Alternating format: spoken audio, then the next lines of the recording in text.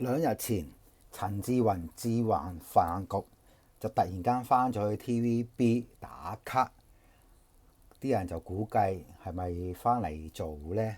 但原來係煙霧彈嚟嘅。原來就係商台有個節目《光明頂》做咗23年，而家就要結束，即係都幾突然嘅。呢個節目呢，就係陶傑係主持。停播，跟住之後呢，就由呢個陳志雲、江玉歡新嘅節目代替，叫做又係一天講再見啦，應該個名。咁啊，本來呢個咁嘅節目結束都冇乜嘢嘅，不過啲人就覺得呢個係一個叫做有少少言論自由嘅代表啦，咁啊結束咗。咁仲有就係話做節目嘅人其實全部都唔喺香港啦。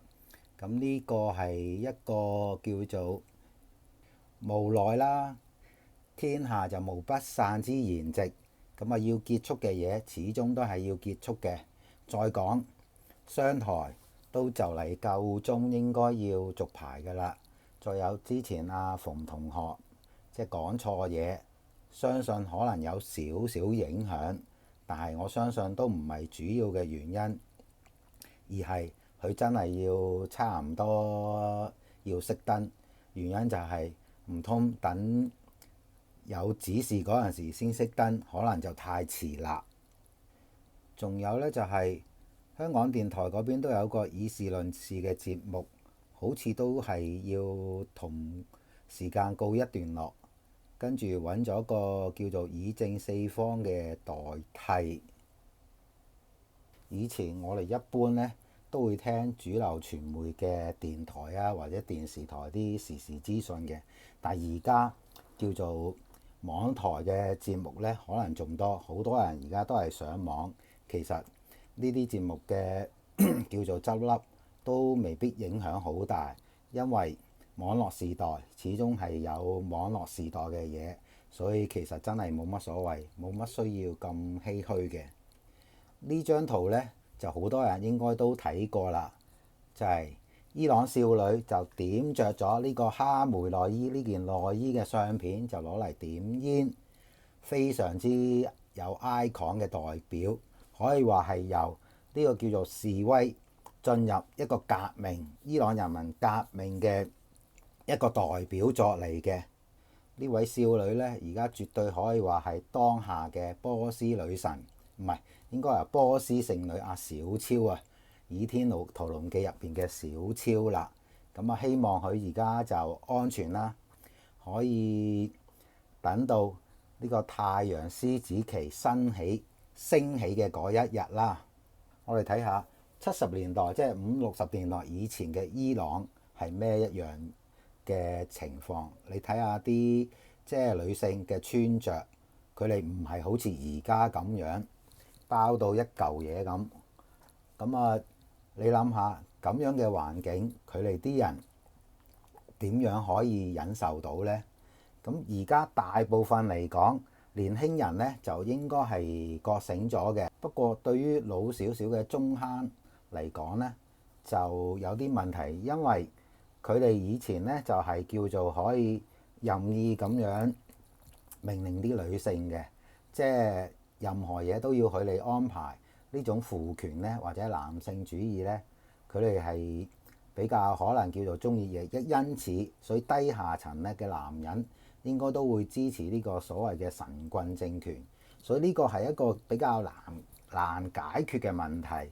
而家就話除咗咁樣示威之後，咁啊希望呢班友仔就真係可以有少少覺醒，或者話諗到啲嘢。喂，你咁樣嘅生活對下一代根本冇乜嘢好處㗎喎，所以要搞掂呢一班低下層嘅農民嘅男人，即係佢哋男性主義嘅男人嚟講，要搞掂呢一班人呢，其實而家都係一個比較麻煩嘅問題。跟住落嚟呢，就係話，根據美國呢個人權活動家新聞報導，就話佢哋伊朗示威方面呢，至少應該就係死亡嘅人數超過500人啦。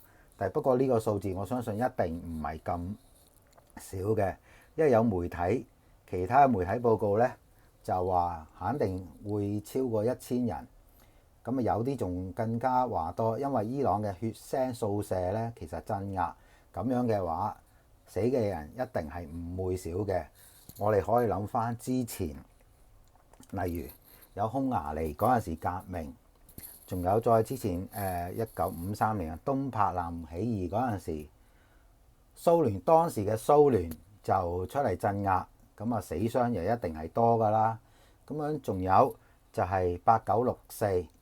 你諗下嗰陣時死咗幾多人？實際上我哋根本都冇一個準確嘅數字。